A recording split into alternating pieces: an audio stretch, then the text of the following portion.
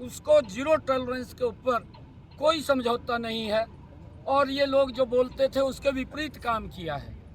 ये आज जो मंच के ऊपर तो लोगों के बीच में जब वोट लेने के लिए जाते हैं, ये घमंडिया गठबंधन के लोग ये बात बोलते थे कि हम लोगों को सुविधा देंगे, भ्रष्टाचार नहीं होने देंगे, और इनके कार्यकाल के अंदर बड़े बड़े घोटाले वो हुए हैं, उसमें इंक्लूडिंग केजरीवाल भी है।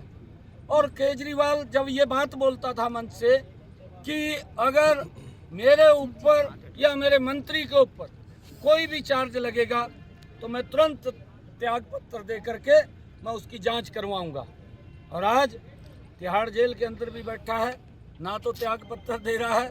ये कोई चार्ज किसी और ने फ्रेम नहीं किए, ये जो फ्रेम किए हैं चार्ज उनके ऊपर भ्रष्टाचार के लगे हैं, ये कोर्ट ने किए हैं और कोर्ट ने सत्य पाया है, और जब सत्य पाया है तो उन्होंने फिर जो बात कही थी उसके ऊपर पूरा उतरना चाहिए।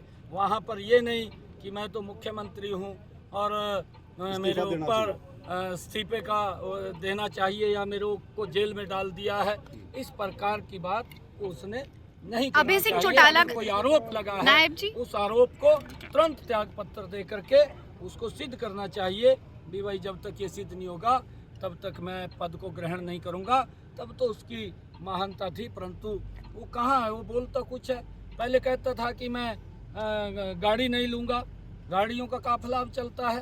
पहले कहता था कि मैं घर नहीं लूँगा, शीश महल बना लेता है। ये इस प्रकार का कथनी और करनी में इनकी अंतर है। और ये घमंडिया गठबंधन के लोग जितने भी हैं, अगर आप लोग देखेंगे, इनके कहीं ना कहीं शरीर के ऊपर हर व्यक्ति के दाग है और वो दाग देश को दिख रहा है। देखिए, नायब से नहीं, नया नया मुल्ला अल्लाह पुकारे, अभी वो नए नए आए हैं, अभी हवा में हैं। भूपिंदर सिंह जी हुड्डा बड़े सीनियर नेता हैं, उनके दादाजी फ्रीडम फाइटर थे, उनके पिताजी फ्रीडम फाइटर थे, उनके पिताजी मेंबर पार्लियामेंट रहे, और भूपिंदर सिंह हुड्डा जी ने देवीलाल जी को हराया हुआ है। तो ये नई नई हवा ले रहा है अपने बातों में, इनको बोलने का भी ढंग नहीं पता। नैब सिंह सैनी जी को हम तो जी करके कहते हैं, भूपिंदर सिंह हुड्डा 2 बार मुख्यमंत्री रहे हैं, उनको कहता हूँ आया था, गया था, है था, ऐसे नहीं बोलना चाहिए, जी लगाना चाहिए। इनको थोड़े सभ्य ढंग से जले। ये करनाल है, करनाल के लोग प्यार से बोलते हैं, जी करके बोलते हैं, करनाल के सभ्य लोग हैं, उनके बीच में इनका गुजारा तो होने वाला है नहीं।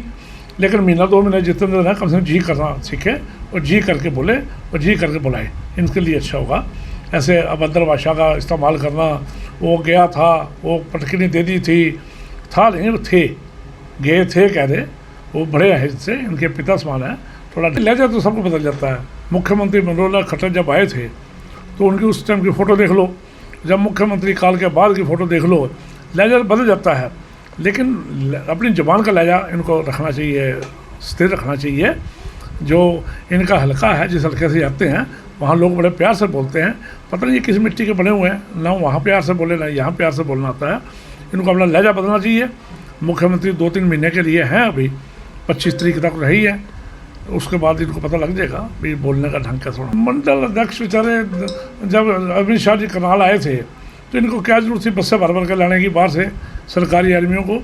अगर इनके मंडल के लोग ही सारे पहुँच जाते तो इनको बाहर से आर्मी लाने की जरूरत नहीं।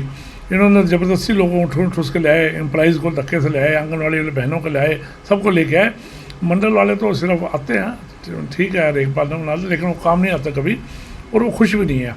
बड़े मंडल वालों से हमारी बातचीत होती है, वो मजबूरी से लगे हुए, इनसे खुश नहीं है वो। देखिए, इनकी गाड़ी है पैसेंजर गाड़ी, कहीं खड़ी हो जाती है, कहीं चल पड़ती है। 10 सवारियों में से 6 तो हमारी उधारी है, हमारे लिए हुए हैं। मेंबर पार्लियामेंट के जो 6 कैंडिडेट हैं वो हमारे हैं, इनके कहाँ हैं? इनके 4 हैं, 4 ढूंढने के लिए टाइम थोड़ी लगा, हमने तो 10 ढूंढने हैं। 16 हो गए, 6 इनके पास चले गए, 10 और ढूंढने हमने, तो 10 के 10 अभी ढूंढेंगे, टाइम तो लगता है।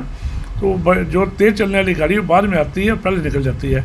इनकी पैसेंजर गाड़ी खड़ी है, कभी कहाँ कभी कहाँ। इनके कहने को क्या आता है, बोलने को तो कुछ नहीं। तब 69 पार का नारा दिया था तो 40 आ गई, अगर 60 पार का देते तो 30 आती, इसलिए 400 का नारा लगाने में 200 तो आ जाएंगी।